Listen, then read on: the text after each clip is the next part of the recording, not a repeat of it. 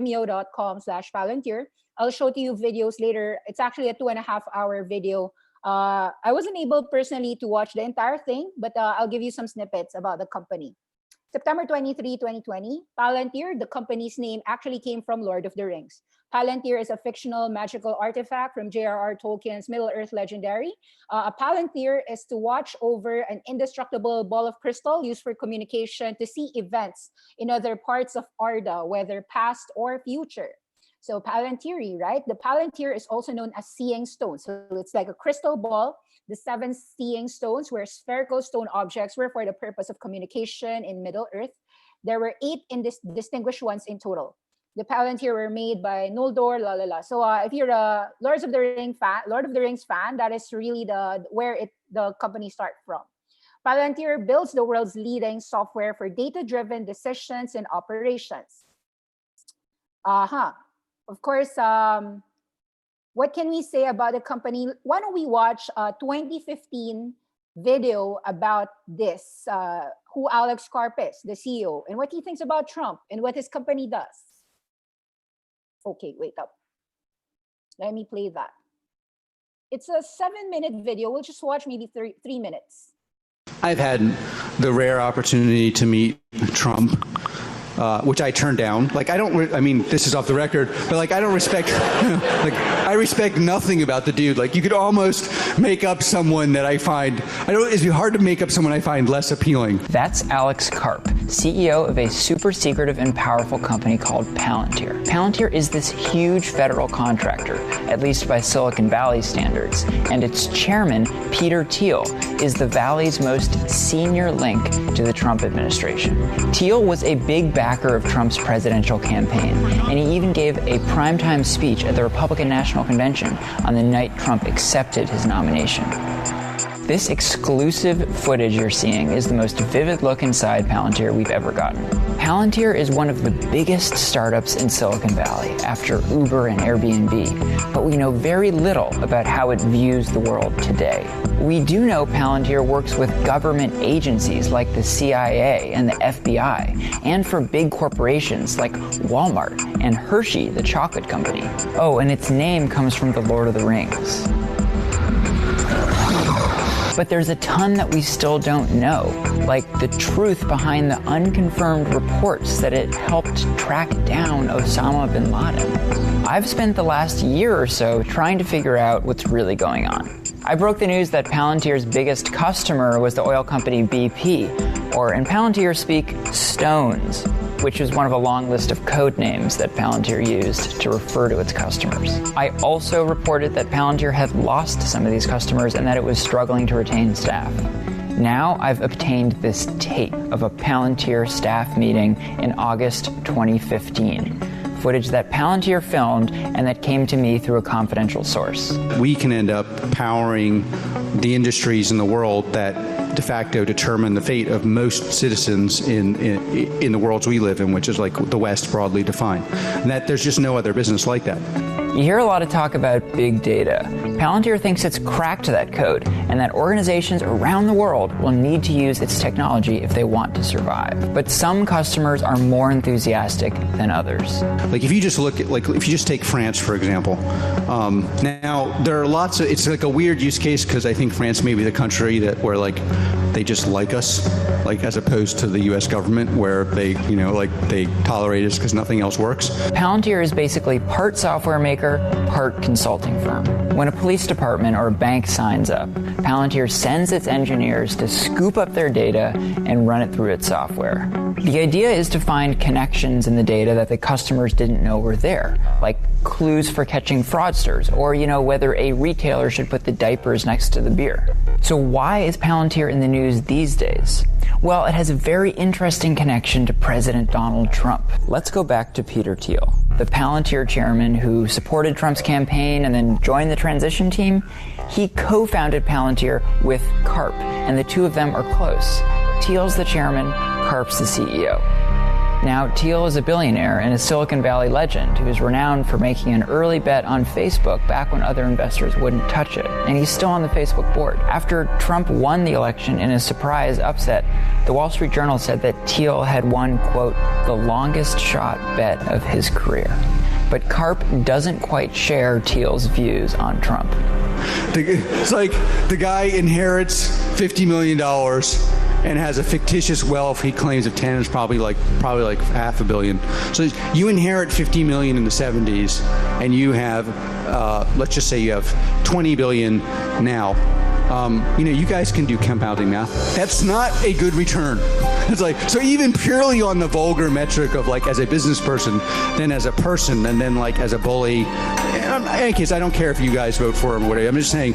Remember that Palantir does a huge amount of business with the U.S. government, like Immigration and Customs Enforcement, the Marine Corps, the military's Special Operations Command, and it's currently trying to get a new contract from the Army. It's Karp's job to help Palantir get these contracts. Karp recently met with Trump, along with other tech CEOs, in a private meeting in Trump Tower. That was in December after the election. Back in 2015, when this footage was filmed, Karp had no idea that Trump would soon become his most important customer. At that point, Karp expressed strong opposition to Trump's campaign rhetoric on deporting immigrants, which is especially interesting now, given that our government's immigration enforcers use Palantir. Therefore, we should throw out all immigrants. Like, who's going to do the work? It's like, so it makes no sense. But, you have to ask yourself something that makes no sense, that like de facto is bringing up the worst that a society can bring up, which is like blame the people that work really hard and that we need and that are coming here at the risk of their life, instead of, the dysfunction that you may have helped create. Why is that person so successful? Karp is interested in economic inequality, and he argues that Trump, as well as Bernie Sanders, are responding to real anxiety that people are feeling. I think Trump, I don't know what's going to happen to him. Quite frankly, would like him to go away, but, he may do very well because he's sitting up and saying, no one's on your side, which may be true. It's all dysfunctional, which may be true, and it's going to get worse for your kids than for you. Many of Palantir's customers are older companies that are threatened by the digital age. Karp is worried about what might happen if, for example, Walmart, which is a customer, were to be vanquished by Amazon. But not just for Palantir's sake. He has this image of a dystopian future where machines have taken our jobs. Walmart probably affects 50 million people in this country directly. I, for one, I told you about my dreams of persecution. Like a world where those 50 million people have no income, no products, no way to get income, essentially no job, because it's all been migrated to Amazon. That may be the evolution you're looking for. I kind of like my own survival because, like being the multi-billionaire in that world where no one else has food, you don't survive. Like, I'm not going to survive. I don't know about you guys, but I'm going to be on the wall. I've written a lot of words about Palantir, including the stuff that you see in the video. You can go check out the latest over at BuzzFeed.com/Inside Palantir.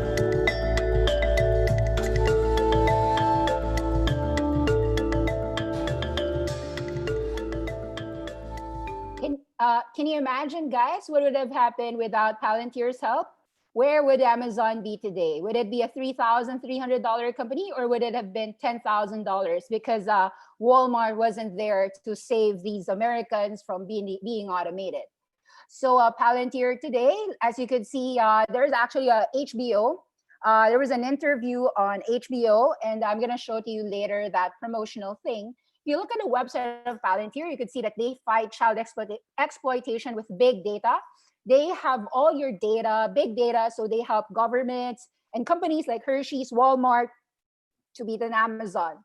They even help the government, the Department of Veteran Affairs to turn for coronavirus help. So Alex Karp, let's take a look at what Alex Karp thinks. So as you can see, he is a little bit eccentric, isn't he? And even in the Investor Day, this is him giving an investor presentation in the woods. Why don't we watch a 40-minute promotion about the HBO? Our product is used on occasion to kill people. This is drone targeting, or what is this? targeting of all kinds. If you're looking for a terrorist in the world now, you're probably using our government product, and you're probably doing the operation that actually takes out the person in another product we built.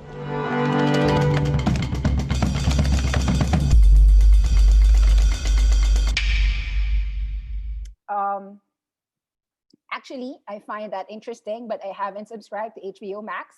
HBO Max is an AT&T product, so ticker T. All right, Alex Karp. He's an American billionaire businessman, a co-founder and CEO of software firm Palantir Technologies. He's age 52 years old, net worth $1.3 billion. He said in 2015, you saw $20 billion valuation. One of his co-founders, Stephen Cohen, is American computer scientist. There's actually a 2013 video, The Path to Palantir, Brilliant People Aren't Enough. American computer scientists, they analyze and integrate visual data used by governments and financial organizations. And that was something that they do. So this is Stephen Cohen, The Path to Palantir. This is a 44-minute video. You can watch it on your own. They are going a direct listing. Take a look what they said. Palantir CEO says, pick a different company if you don't like us. Palantir makes a pitch to investors ahead of direct listing. And that's something that I will show to you later on. Actually, he reminds me of Elon Musk. And if you remember, in Elon Musk, he said 2018, freaking, I don't want to answer your boring questions. He said that to an analyst. Alex Karp tells to investors, if you don't like us, so what? This is that 2018. In fact, he instead answered a YouTube vlogger, Galileo Russell, who was asking more about the relevant questions, the tech questions that didn't matter about the quarterly calls, but more on the technology rather than business matters. Of course, 2 years after, we know who won, right? Hyperchange TV. So for those people who are asking Tesla, perhaps ask the relevant questions, not weird questions. Why don't we this is a TechCrunch interview on Alex Karp, what the Palantir was doing 2012. Palantir is a company that's valued at nearly $1 billion, but not that many people, including those inside of Silicon Valley, know what it is. What is Palantir? Well, in every large-scale enterprise, you essentially have this problem that you have data in different databases, and it's very hard for humans to actually interact with that data. And what we basically do is we promote human-driven synergies between humans and computers by integrating every data store you have, any kind of data, and at any scale. And we also provide privacy protection so that you only see the data you're allowed to see. Now, this sounds like an incredibly boring problem. Actually, it's the core issue you have if you want to do things like prevent cyber attacks, enforce civil liberties, enforce standards, stop. The core of it is to be able to solve all these problems through your Palantir platform, right? The DNA, though, of Palantir is tied to PayPal. One of your co-founders is Peter Thiel. Can you talk about the beginning of the company, how you were able to grow this product from something that was created in PayPal? So there are two key components to that. One, the methodology that was developed at PayPal, which was basically the use of human analysis to reduce fraud. So they had this massive problem of essentially cyber fraud. It was putting them out of business. They tried algorithmic approaches, so you go and you get algorithms and you try to reduce the fraud by applying those algorithms to large data sets. One of the interesting things about that is it doesn't work out very well because the opponent is highly adaptive. You have an algorithm that finds this behavior, they figure it out, they change. What you need is a human mind that's adaptive against an adaptive enemy or an adaptive opponent. So having the human mind apply its own version of algorithms to data. And that actually was very, very powerful in reducing fraud. So since we knew that worked, we marched off kind of naively to the intelligence community and said, look, we'll build this into a product. Now, again, to a lot of your questions, the key moment here is we didn't want to do this as a service. Mm-hmm. You could say we have a methodology, we'll build every time we sit down, we'll do this one, we'll do it each time, and we'll charge you. But we had this idea that is run through our whole company that we will try to get this into a product, meaning that we would solve the underlying issues that would work in any enterprise. Now, what we found when we went to the intelligence community is, unlike PayPal, they had lots of unstructured data. The data stores were much larger. They weren't built to communicate. You had very, very technical users and non-technical users, and you had this massive issue of privacy protection, and collaboration. So in the PayPal context, you allow any user to see all the data. But in the governmental or even consumer context, you can't allow end users to see every bit of data. They only get to see the subset they're allowed to see. So to take the PayPal model, which would have been a one-off approach that would require lots of services hours and turn it into a product, you had to productize the ability to integrate the data and productize the ability, but integrate the data meaning any kind of data, not just simple structured data. And that took us 3 years and a very, very strong engineering team. It's a fairly complicated product, and that's its strength, but early on, you must have had some doubts when you were creating this product. Would it work? Would it actually be used in the market? When was your aha moment when you felt like, okay, we have something that's scalable, that the government, that other private institutions are really going to want to use? Well, of course, it was very scary since doing enterprise software 2005 to 2009 was a little bit like starting a circus. Yeah. In the middle of Palo Alto with engineers. It was not popular, or it was popular with the wrong people mainly, which was us and a couple investors like Peter, who was a co-founder, and so we didn't know it would actually work till 2008, and we didn't know anyone would buy it till really mid 2008, so third quarter 2008. And until then, we were just operating on the faith that we had something really important. Now, the real proof was we saw massive adoption without a sales force.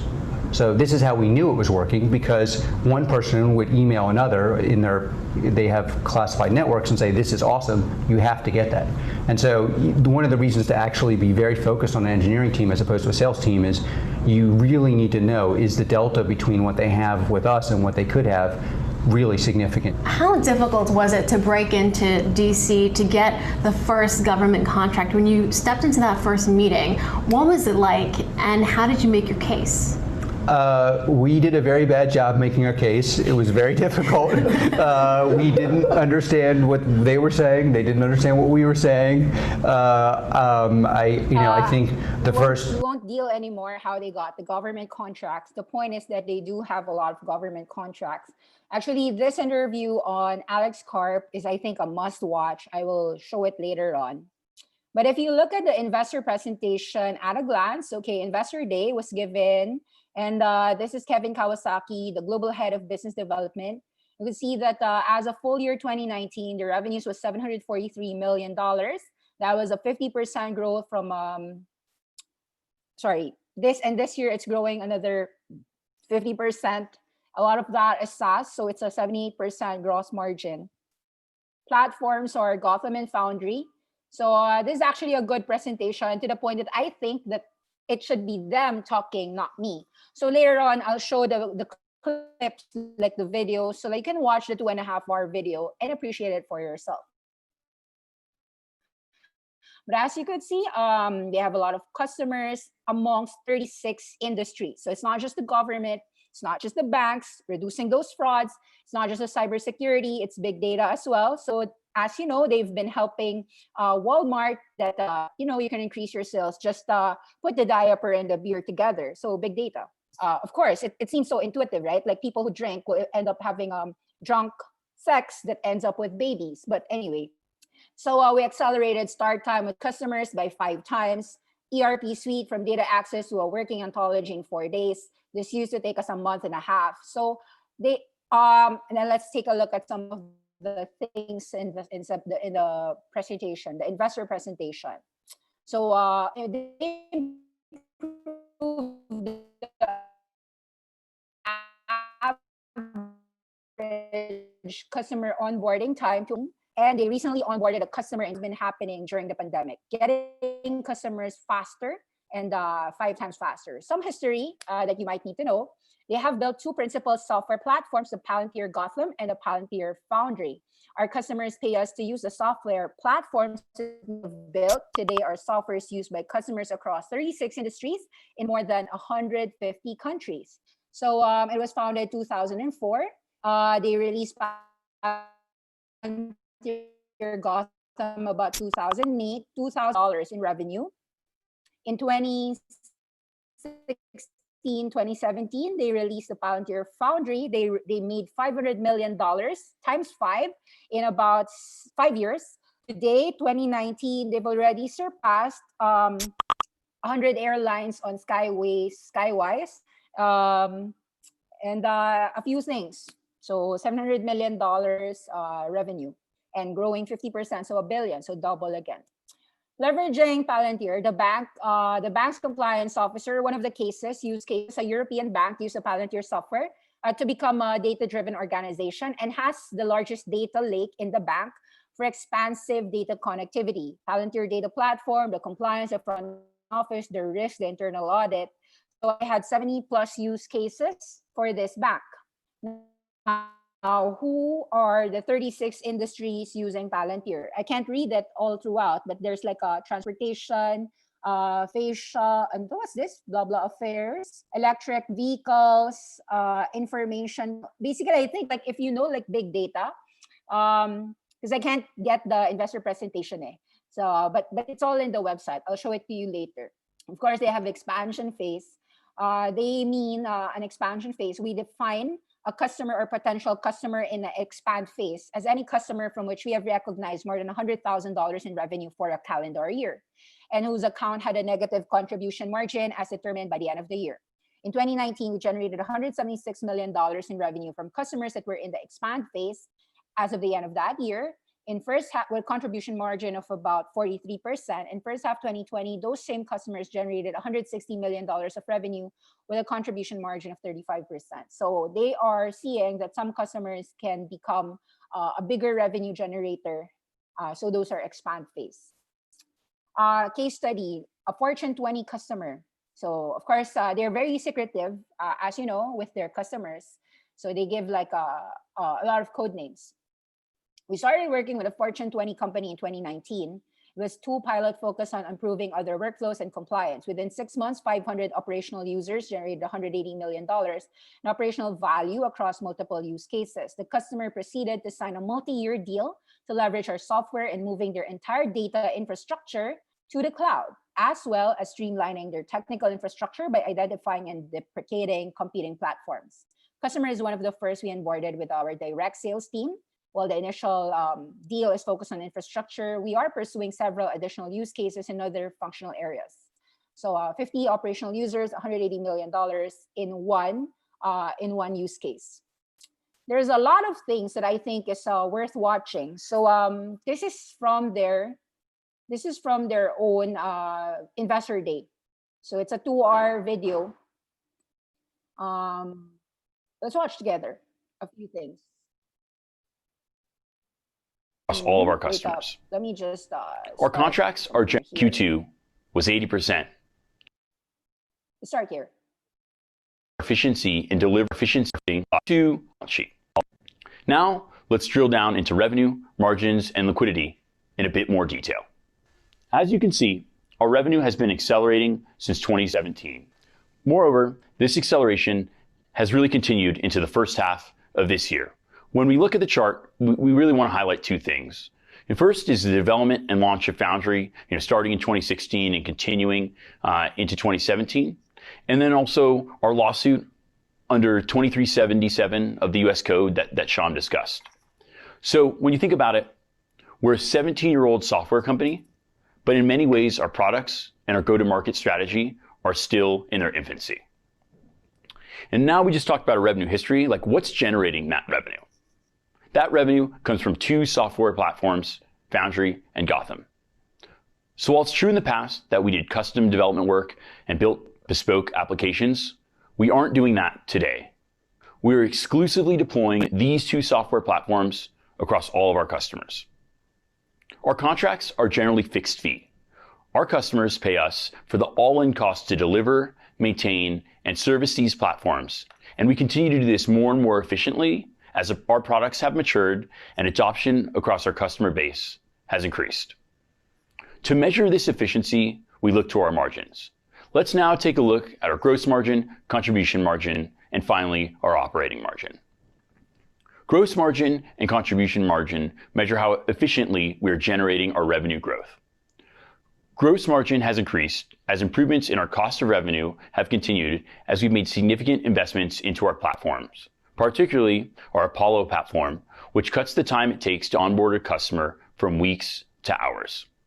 From a financial perspective, Apollo reduces the need for headcount growth and cost of revenue. So look for us to continue putting R&D efforts towards increasing efficiency here. As gross margin has increased, contribution margin is also improving due to the improvements in our platform and the fact that we still have a relatively small sales force. While we've grown our sales force over the last couple of years, as both John and Kevin mentioned, the growth has been measured and it's at a far slower pace than our revenue growth. Now let's talk about our operating margin. As I discussed, the efficiencies we've been focused on have resulted in Q2 2020 being our first positive adjusted operating income quarter. So far this year, our operating expenses have significantly decreased as a percentage of revenue, and we're really excited about this trend. While some decreases in our expense base in the first half of the year are the result of the COVID pandemic, all companies across the world have shuttered their offices or significantly reduced travel, we expect to continue leveraging these efficiencies into the future. We'll move on to our liquidity position.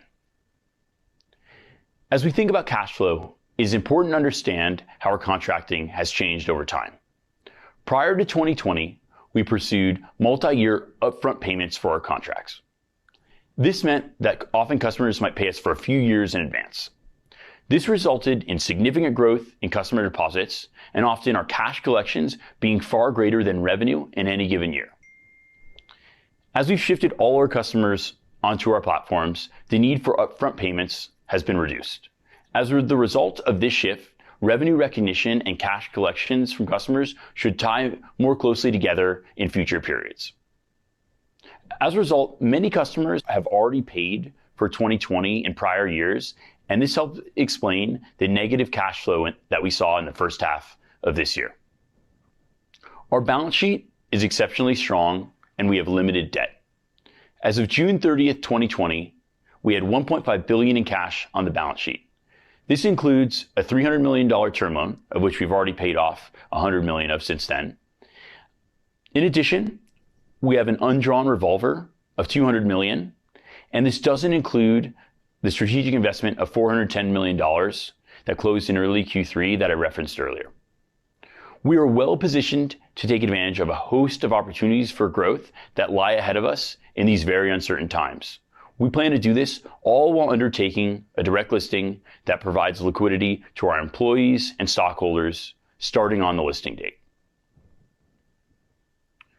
When we think about the future visibility of our business, there are a number of factors that provide strong visibility and stability for future revenue growth.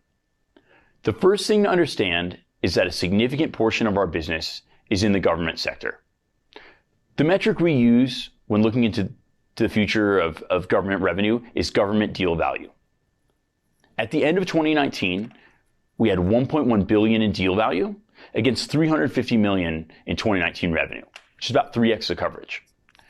This number, as of June 30th, was in excess of $1.2 billion and doesn't include over $2.5 billion in IDIQ awards we've been awarded, and really is a pretty conservative view.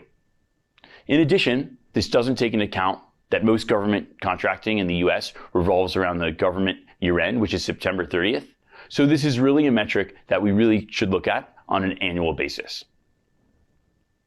Another area to look at when thinking about the stability of our revenue is our existing customer base. Our existing customer base is really our revenue base, and the expansion of existing customers is the main driver of our revenue base. So for example, last year, more than 90% of our revenue came from customers that generated revenue in the prior calendar year. When we think about expected future revenue, our existing customer contracts on average offer an additional 3.5 years of revenue using a dollar weighted average.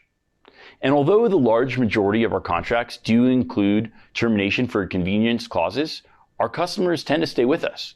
If you look back at 2019, our top 20 customers have been with us on average for 6.6 years. And when we look across the customer base and how we recognize revenue, we recognize almost all revenue ratably, and that's another leading factor in toward our stability and predictability of our revenues. I'll now switch gears and talk about the price of our common stock as we look towards our direct listing. Here you see our secondary trading price since the start of 2020, and we'll take a closer look here at August and September. The volume weighted average price in August was $7.31, and in September was $9.17. In August, the highest price per share was $11.50, and in September was $11. And September, although here was a short month, it had a lot of volume, given that it was the last day of a secondary trading on September 1st. One key difference between our direct listing and recent direct listings is that we're using a lockup. The lockup will apply to substantially all of our shares, and it functions as follows. 20% of shares and options subject to the lockup will be freely tradable starting on the listing day. The remaining 80% will be subject to a lockup that will terminate on the third business day following the public announcement of our 2020 year-end financial results. RSUs, held almost exclusively by employees, will be freely tradable, and we anticipate that approximately 70 million RSUs will be vested and delivered as of the first day of our listing. Next, I'll move on to how we size our market. We've calculated our total addressable market to be approximately $120 billion. It's spread roughly equally between our two business segments. In the commercial segment, we're calculating this based on 6,000 of the largest companies in the world, but we're excluding those that are based in China and Russia. There's significant space to grow here, as we're currently penetrating less than 3% of the Global 2000. On the government side, we see similar opportunity for expansion both in the US and abroad. And given the growing instability in the world today, our products will be needed more than ever. In closing, I'd like to walk you through our long-term targets.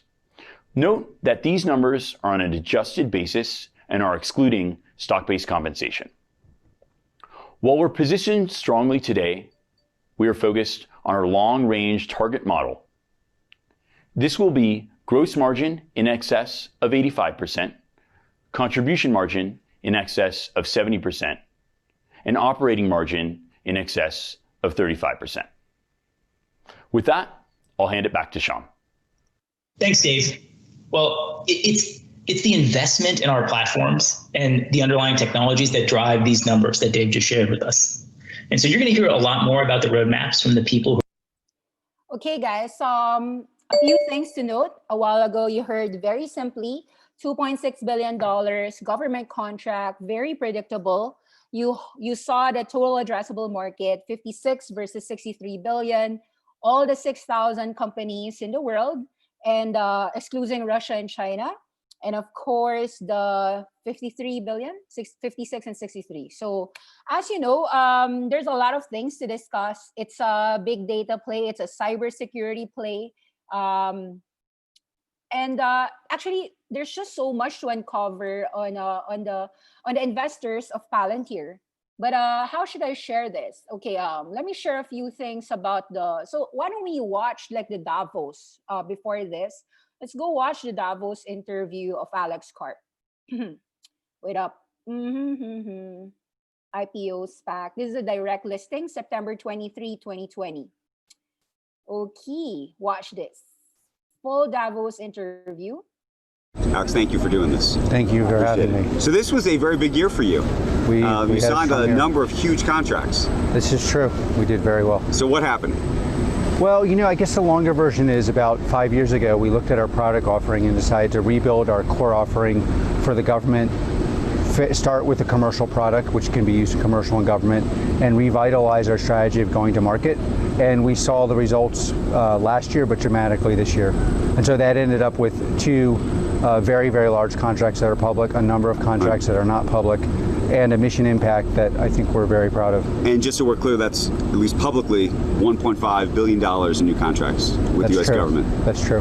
Can you speak about those contracts? Well, two of them are public. One of them is to essentially give the DoD a global operating system in software with on a timeline that otherwise wouldn't be realistic. So transform the way decisions are made inside what amounts to the largest data organization in the world on a timeline that is very, very aggressive. Another is a little more classified, and we're just pouncing forward. The core mission of our company always was to make the West, especially America, the strongest in the world, the strongest ever been, and for the sake of global peace and prosperity. And we feel like this year we really showed what that would mean. How much of the business today do you believe is being driven by the government work versus the corporate work? Well, in the last couple of years, most of our revenue has been commercial. Most of our clients have been government. The government, our government work inside and outside of America is so strong because of how it compounds that it's gone from being 60-40 commercial government to probably 50-50. The mission impact of our government work is the thing we are obviously the most proud of. And how has the past year, this sort of larger geopolitical conversation around decoupling, what has that meant to the business? Well, you know, decoupling and strict regulation is a bonanza for Palantir. When we looked at what should be done with data 15 years ago, most people weren't thinking about it, and instead of thinking of this simplistic problem of aggregation of data, we thought about data as how can you aggregate and disaggregate. Disaggregation meaning how can you have silos while at the same time being able to call up at a granular level what you're allowed to see in that silo. And what does that mean at a political level? As countries and states both need to have a horizontal view but want to have a more vertical view, they need a software platform that can allow, say, two countries to work together without sharing all the information, or two jurisdictions to work together, or two companies that, for example, a global company will have data stores in America and data stores in Europe where only a subset can be shared. And actually, there's a lot of interviews that are interesting to watch. Let me just give you a few things. How Palantir continues to innovate. Palantir CEO, investors will be positively surprised at the company's margins. Maybe this one is better to share. The Palantir CEO Corp on Silicon Valley about the 2020 election. This one is interesting. So why don't we watch this together? You have had this very close relationship with the US government and US intelligence agencies. The rumor is that Palantir helped with the hunt for Osama bin Laden. Why don't you just give us an overview of where Palantir is today? I mean, you obviously have expanded well beyond that intelligence work. Well, we built Palantir starting in 2004 to supply the U.S. intelligence community with world-class software platforms. And we built one called PG, which now powers a lot of the Western world, both inside the U.S. and outside of the U.S., most notably in Europe. And that allows intelligence, defense, and police officials to more accurately track data, the provenance of data, and the people they're interested in tracking in accordance with the law. And subsequently, we built platforms for special operators and in the more kind of data aggregation space. And so Palantir went from being what you could see as a niche player for the intelligence community, highly classified intelligence community, to what you could call the platform upon which data analytics are done inside and outside the U.S. in the course of 10 years. Right, so data analytics for big companies, including, I think, Airbus, and also for the U.S. Immigration and Customs Enforcement Authority, and that's where Palantir has become very controversial. You know, your critics have basically said that you, Palantir, are aiding with human rights abuse, the separation of children from their parents. What do you make of that? What is your response to that critique? Well, I'm actually deeply sympathetic to people who are concerned about the use of software platforms, both ours and others, because of the inherent power they have. And so they have to be closely looked at and closely regulated in a granular and transparent way. We went from being a small company to a company that powers most of the West and its key institutions, including in Homeland Security. And so there are really important questions. Under what conditions can you use the software? Who can be surveilled? How is the surveillance happen? How is the data managed? And what is the consequence of surveillance? I believe every single one of those questions has to be decided by society in an open debate, and the enforcement of which has to be clear and transparent. So that's also a software problem, and we're very highly specialized in those problems. I do not believe that these questions should be decided in Silicon Valley by a number of engineers at large platform companies. And so for me, the question is, these are really serious, consequential questions that will affect all of our lives in a very significant way now and in the future, and have already affected them in ways that people understand and don't understand. Do we want a motley crew of people in Silicon Valley who build platforms deciding which institutions work, under what conditions, what is the execution, which institutions, by the way, don't work, and under what conditions? We at Palantir have a view, which is that in societies where there is a functioning democracy, meaning that there are checks and balances enforced by a functioning judiciary, we have supplied the software, and we will continue to supply the software. That's, by the way, a radical position in Silicon Valley, and one that has made us unpopular from the beginning. We were unpopular when we started Palantir. We were unpopular when we financed in Silicon Valley.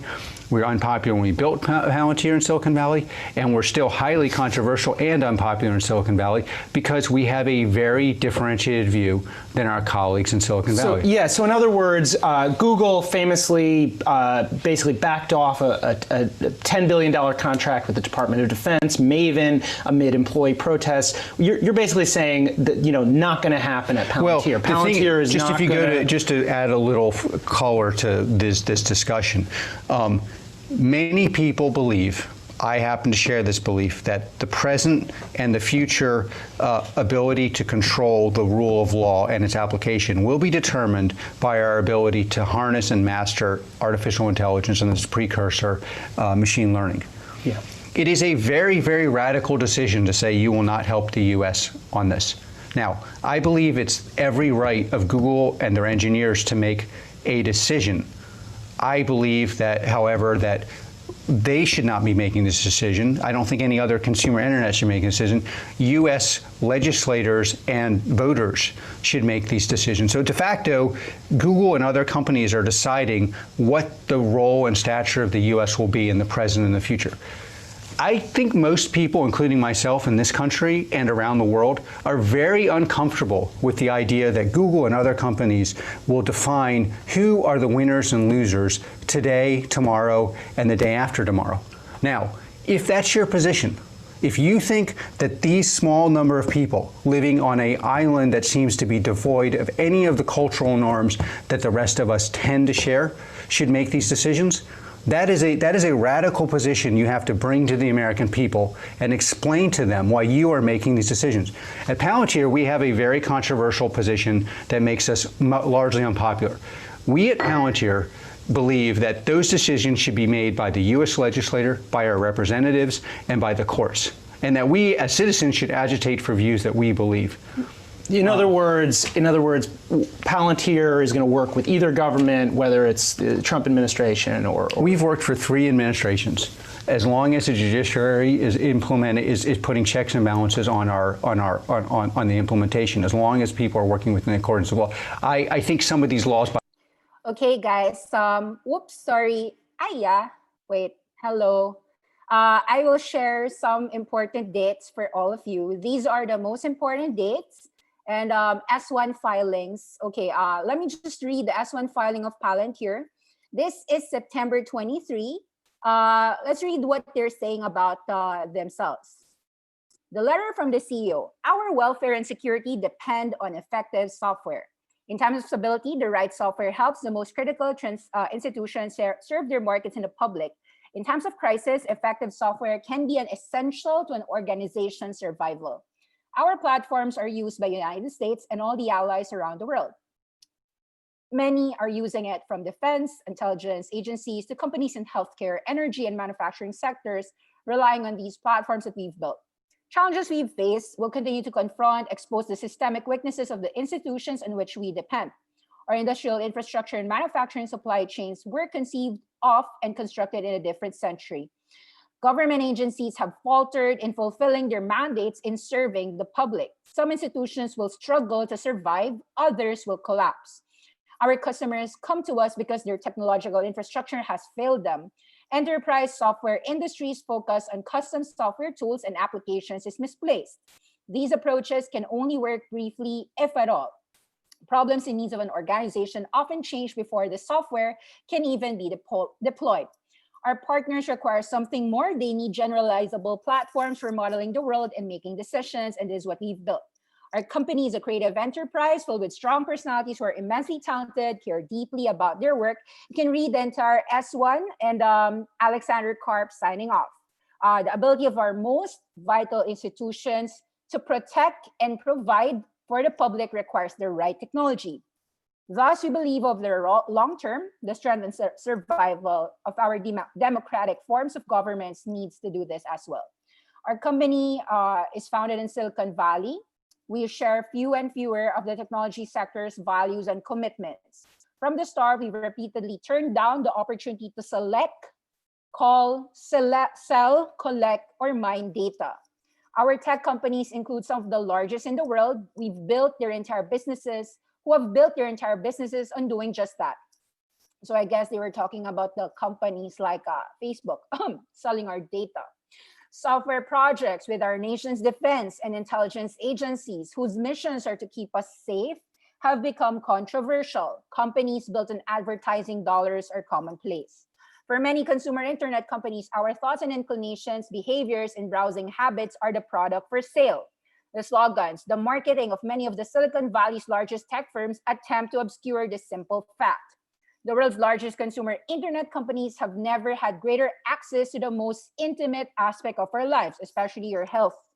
And the advance of their technologies outpace the development of the platforms of political control capable of governing their use. The bargain between the public and tech sector has for the most part been consensual, in that the value of the products and services available seem to outweigh the invasions of privacy that enabled their rise. So as Americans will remain tolerant of the idiosyncrasies and excesses of the Valley, only to extend that technology companies are building something substantial serves to the public interest. The corporate itself has the privilege to engage in private enterprise. Product of the state would not exist without it. Our software has been used to target terrorists to keep soldiers safe. If we're going to ask someone to put themselves in harm's way, we believe that we have a duty to give them what they need to do their job. It is our moral code to choose the side, and we must know the partners valuing our commitment. We stand by them on what is convenient and when it is not. So we are seeing the morality of our CEO, Palantir. I want to share to everyone this very important thing. This is a free Friday class. But take note that this free Friday class, I am sharing that there are so many great IPOs. I've already done a deep dive on them.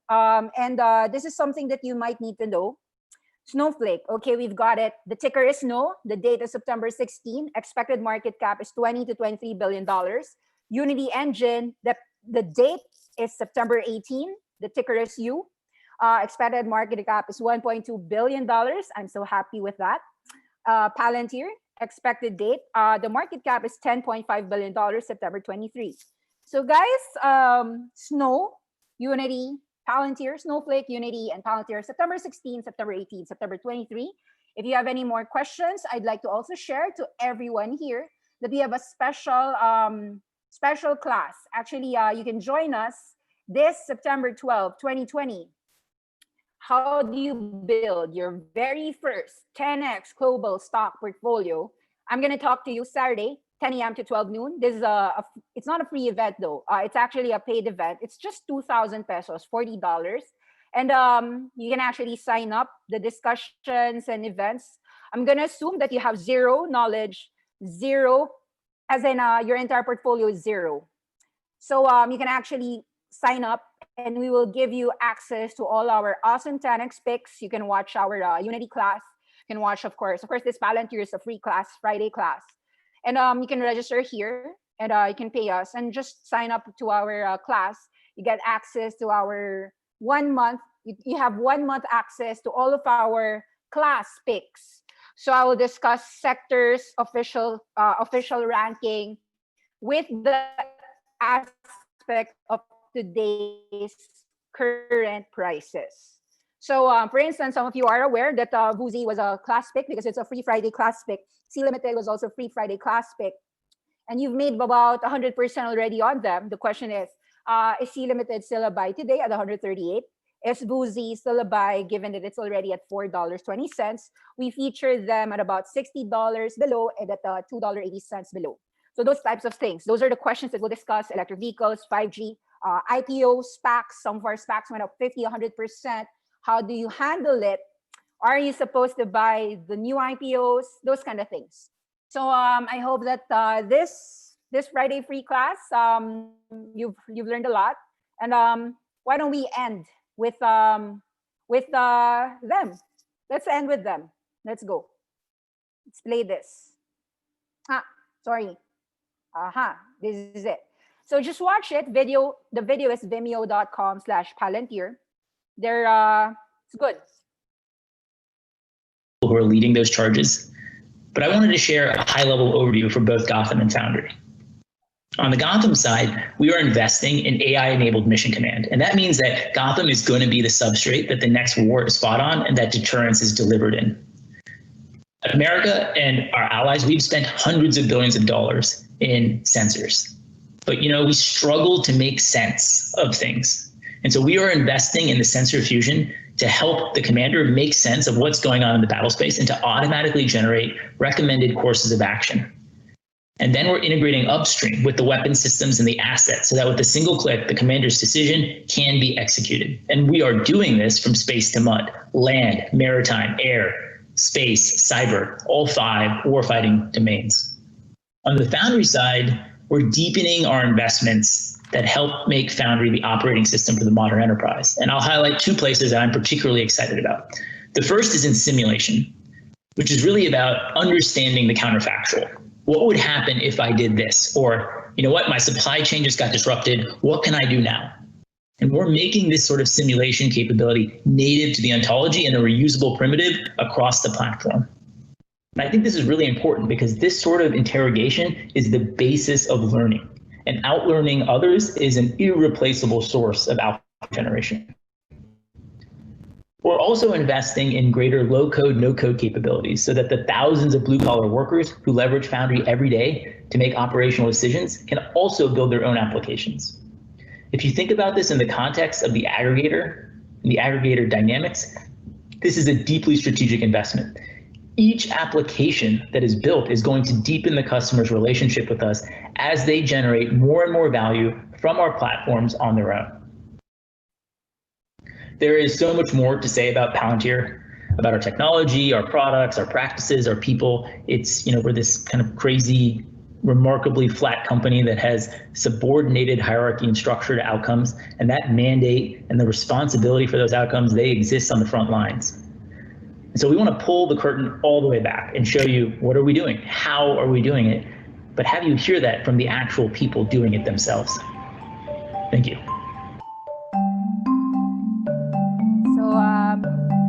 With that, I would like to share all of these great companies. Gross profit, it is really a profitable company. Stock-based compensation, the direct listing, again, I repeat, it's September 23. So September is going to be an awesome IPO month. So with that, I respect you. I respectfully sign out. You can watch it for yourselves. All the videos, just check out Alex or Palantir, and do subscribe to the channel. Thank you for watching. Bye-bye.